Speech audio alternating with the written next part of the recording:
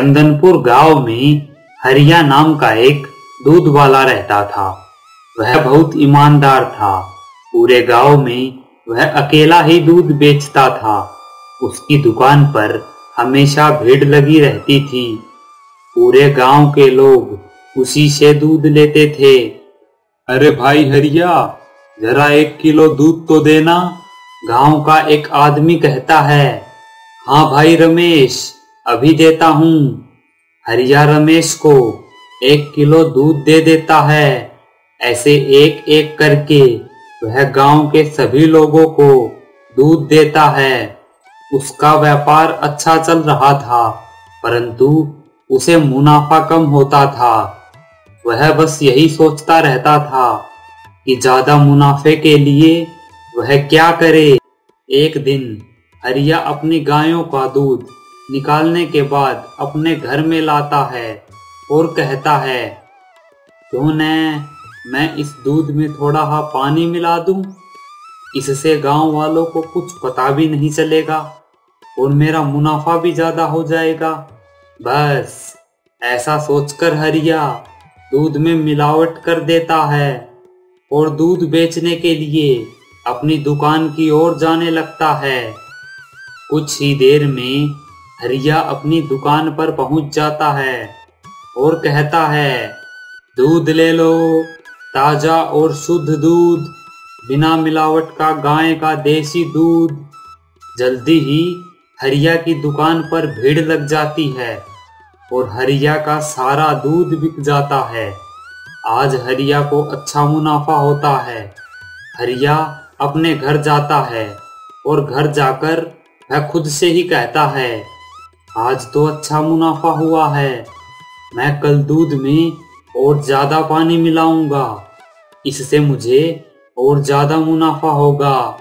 हरिया अगले दिन दूध में और ज्यादा पानी मिला देता है और दूध बेचने के लिए अपनी दुकान पर चला जाता है। उस दिन भी हरिया का सारा दूध बिक जाता है। अब हरिया के मन में लालच आ जाता है और वह दूध में और ज्यादा पानी मिलाने लगता है। हरिया दिन प्रतिदिन ज्यादा पैसा कमाने लगता है, लेकिन अब सभी गांव वालों को शक हो जाता है कि हरिया दूध में पानी मिलाता है, क्योंकि हरिया का दूध दिन प्रतिदिन पानी की तरह पतला होता जा रहा था। एक दिन गांव का एक आदमी जिसका नाम मोहन था, वह हरिया की दुकान पर दूध लेने के लिए आता है। हरिया मोहन को दूध देता है कि तभी मोहन दूध को देखते हुए कहता है, अरे भाई हरिया, आजकल दूध बिल्कुल ही पतला देते हो। मेरी घरवाली कहती है कि दूध में तो मलाई ही नहीं निकलती। हरिया भाई, दूध में थोड़ा कम पानी मिलाया करो, नहीं तो गांव का कोई भी आदमी तुमसे दूध नहीं लेगा। मोहन की बात सुनकर हरिया का गुस्सा आ जाता है और वह मोहन से कहता है, देख भाई मोहन, मुझ पर गलत इल्जाम मत लगा। मैं दूध में बिल्कुल भी पानी नहीं मिलाता हूँ। अगर तुमने फिर से यह बात कही तो मैं तुम्हें दूध देना बंद कर दूंगा। और तुम्हें तो पता है कि पूरे गांव में मेरे अलावा और कोई भी दूध नहीं बेचता। हरिया घमंड में चूर मोहन को धमकी देने लगता है। हरिया की बात सुनकर मोहन को भी गुस्सा आ जाता है, परंतु वह हरिया से कुछ नहीं कहता और चुपचाप वहां से चला जाता है। घर पर पहुंचकर मोहन सोचता है कि क्यों न मैं भी हरिया की तरह गाय पाल लूं और उन गायों का दूध बेचूं। इससे मैं हरिया का घमंड भी दूर कर दूंगा और गांव वालों को भी बिना मिलावट का दूध मिल जाएगा।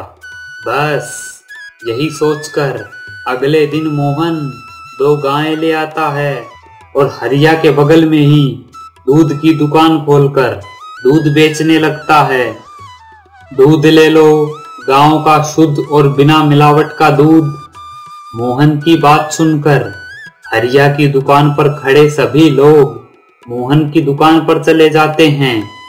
मोहन सभी को ताजा, शुद्ध और बिना मिलावट का दूध बेचने लगता है।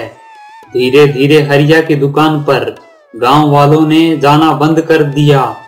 अब हरिया की दुकान पर कोई भी नहीं आता था। सभी गांव वाले मोहन से ही दूध लेने लगते हैं और हरिया की दुकान बंद हो जाती है। अपने लालच के कारण हरिया का धंधा चौपट हो जाता है। हरिया अपने लालच के कारण फिर से बेरोजगार हो जाता है। तो बच्चों, इसीलिए कहते हैं हमें कभी भी लालच नहीं करना चाहिए, नहीं तो परिणाम हरिया की तरह होगा।